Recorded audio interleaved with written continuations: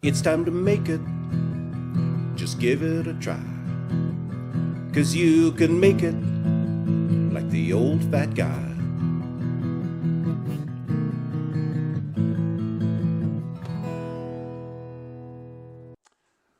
Welcome to this episode of You Can Make It with David Farrell, the old fat guy. Today I'm taking on a challenge. If you've ever been to the YouTube channel Kitchen Queers, you know these guys are a lot of fun and they make great food. Well, they also issued a challenge to do a quarantine cook.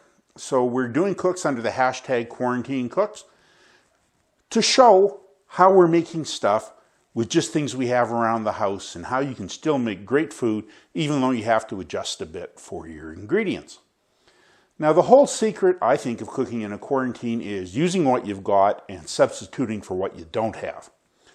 So I had some green onions, and they were getting too soft to use in a salad. They weren't bad, but they wouldn't have a good crunch. So I wanted to use them up in something. So I'm going to make some bacon cheese scones. And this bit softer green onion will be a fine replacement for a nice crisp green onion. By the time it's cooked, you won't even know the difference. But then I still had some problems. It called for sharp cheddar cheese. Well, don't have any sharp cheddar cheese, but being a smoker, I smoke my own cheese, and I just happened to have around a nice block of Spanish Manchego cheese that I smoked up. It's got a real sharp cheese taste, so I'm going to substitute Manchego for the cheddar cheese. Next problem, I don't have any bacon. I know I'm a smoker, I make my own bacon, I should have some, but we just ate it all up. But what I do have are trimmings. When I make my bacon, the outside of the bacon is really strongly smoked. And so you trim that off before you slice it up because it's just too strong flavored by itself. And I chop it up and I use it in chilies and soups and that kind of thing. Well, today I'm going to use it to replace the bacon in my bacon cheese scones.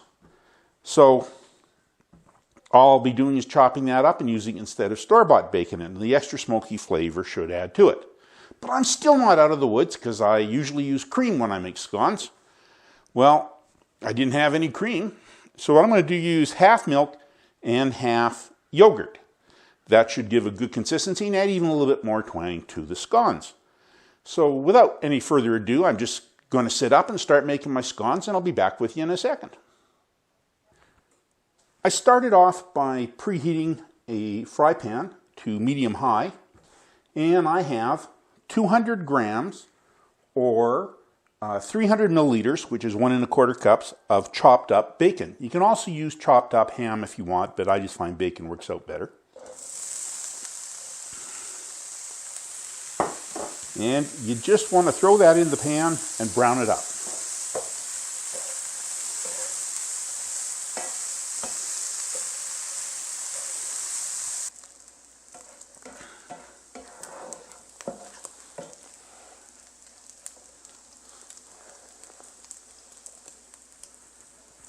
It's taken about 5 minutes for the bacon to get nice and brown and crispy, as you can see here. Now, I use trimmings off some of my home bacon for the bacon. If you're using store-bought with slices, there'll be a lot more fat. You don't have to worry about a little bit of fat like this, but if there's a lot, pour some of it off. And then we just want to take this bacon out of the fry pan and let it cool down. So we'll just put it back in its bowl here.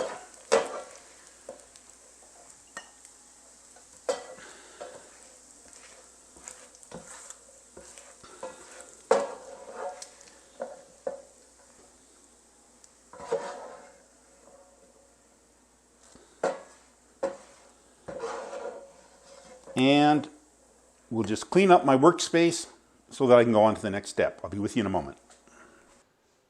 Now that the bacon's crisped up, we're ready to start mixing our scones together. As with most scone or biscuit recipes, you start off by putting some dry ingredients together, adding some fat and cutting it in, and then adding some liquid ingredients. If you want a sweet scone, start with the optional 50 milliliters or 1/4 cup of sugar. Then add 212 grams or 400 milliliters of sifted flour, which is about 1 2/3 cups of flour.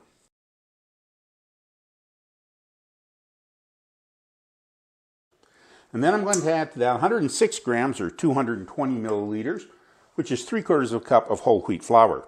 Again, make sure it's been sifted well if you're using anything other than the weight measure.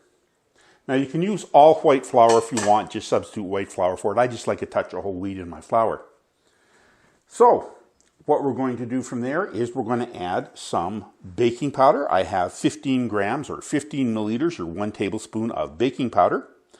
I have 4 milliliters or 3 grams or 3/4 of a teaspoon of salt. I have 1/2 gram or 1 milliliter or 1/4 of a teaspoon of pepper. And I have 1/8 of a teaspoon of garlic powder, which weighs about 0.4 grams and is about 1/2 milliliter. And I also have a pinch of cayenne, so I'm just going to throw those in. And we're going to stir the dry ingredients together.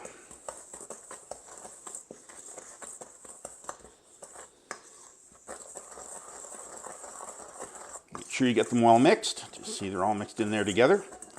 Now to that, I'm going to add some cold butter. Now I've kept my butter in the fridge because you want it to be cold because it'll cut in better and give you a flakier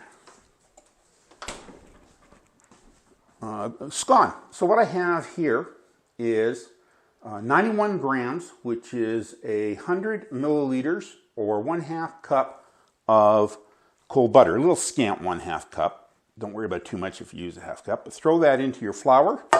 And then you can use 2 knives and cut them like this, but it's easier if you can use what they call a pastry blender. So just put the flour in there and start pushing it through the flour, just like that. And what you're looking to do is to get a mixture sort of like a coarse cornmeal. There you go. Now every once in a while you're going to have to push the butter off of the cutter and get back to cutting it in. It's going to take 2 or 3 minutes for me to get it all cut in like cornmeal.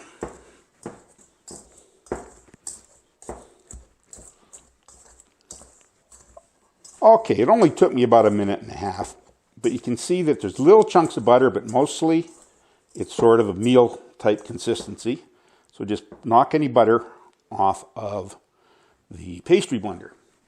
So now that you've got your butter added in, now we're going to add the things that are going to give it some flavor in that, which are the bacon we crisped up will be added in. Don't worry about getting a bit of fat in there with it, it won't hurt anything. And with the bacon, I'm also going to put in 140 grams, which is 450 milliliters of grated cheese. That's about 1 1/3 cups of grated cheese. Now, I normally use cheddar, but I don't have any cheddar. And I happen to have in hand some really good, strong flavored Spanish Manchego. So that's what I'm using here, but you can use cheddar. You can use any kind of cheese you like.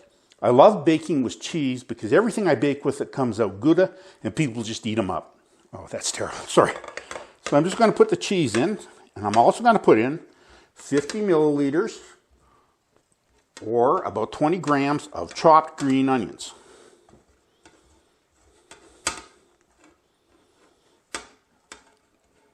So we got the cheese, we got the bacon, we got the green onions. We know this is going to taste good. Now you just want to stir them until they're well mixed with the flour. Just like that. Just mix it up until it's quite well blended together. The cheese might stick together a bit. Just break it up. Just like that. Keep stirring until it's well mixed.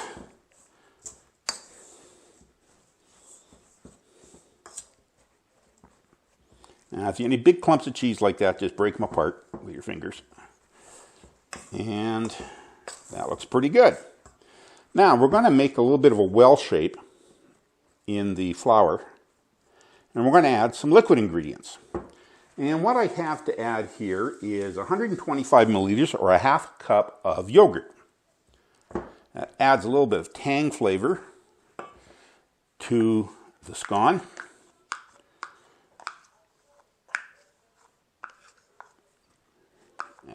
And I'm making a mess, but I usually do. And then I have 150 milliliters or 2/3 of a cup of milk that I'll also add into that well. And I'm just going to wipe up that mess so I don't get in trouble with the better half. There we go. So now that we got the liquid in, you want to slowly start incorporating it into the flour. You're looking to make a little bit of a stiff dough out of it.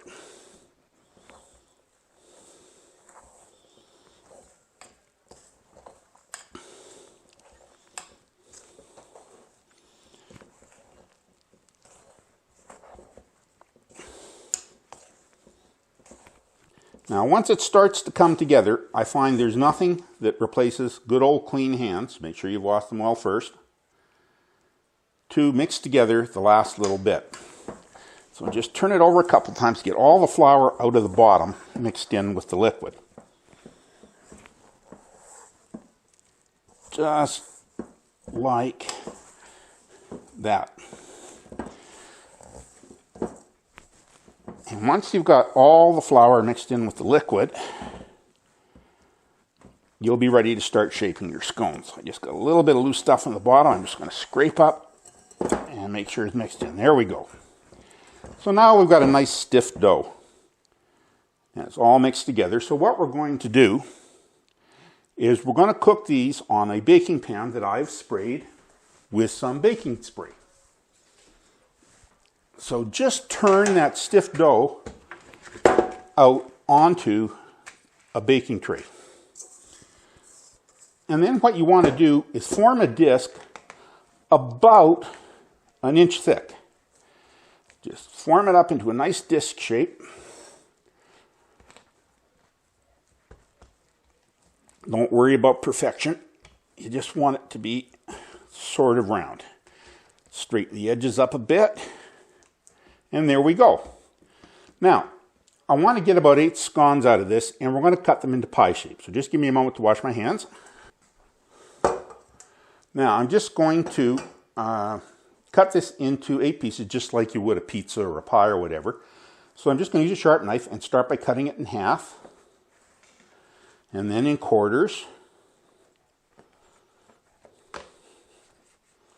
and then cut them in eighths. And as you cut each eighth, we're going to pull them apart just a bit so they aren't touching, so they'll brown on all edges.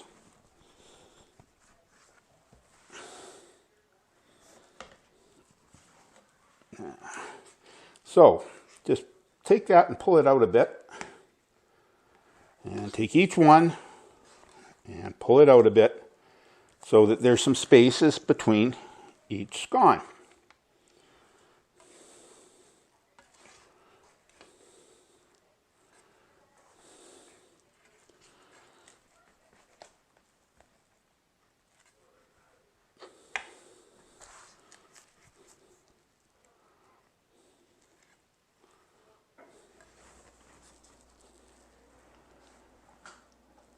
There we go. So there's a little bit of space between each of the scones. Now I'm just going to fire these into a 425-degree oven for about 25 minutes. I'll see you in 25 minutes. The scones have come out of the oven and they're beautiful golden brown. If you want to really make sure they're cooked, you can put an internal, instant read internal thermometer in them and push it into it. If it reads about 204 to 205, they're perfect. So of course, I want to let them cool down a bit. These have been sitting for about 10 minutes, so they're still just nice and warm. And you have to try one, of course. Let's take a bite of my bacon cheese scone.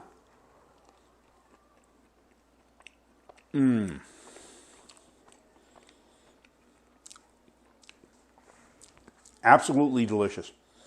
It's got a touch of sweet from the sugar. The cheese gives it a heavy richness, and the bacon gives it a saltiness that goes with the sweet. This is an absolutely delicious scone. I'd have this anytime and thoroughly enjoy it for breakfast or a snack, and you can make it. Now, if you want to see some videos put up by other people about quarantine cooking, just do a search in YouTube for #quarantinecooking, and you'll find everybody who put out a video today and what they're doing at home while they're isolating. I'm looking forward to seeing all the other videos, and I hope you're keeping safe.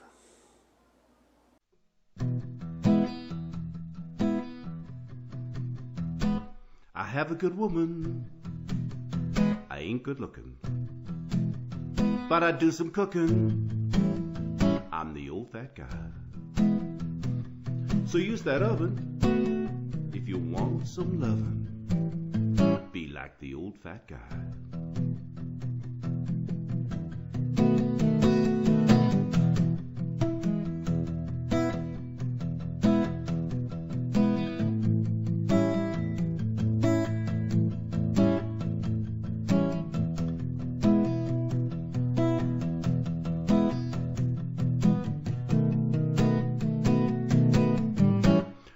like the old fat guy.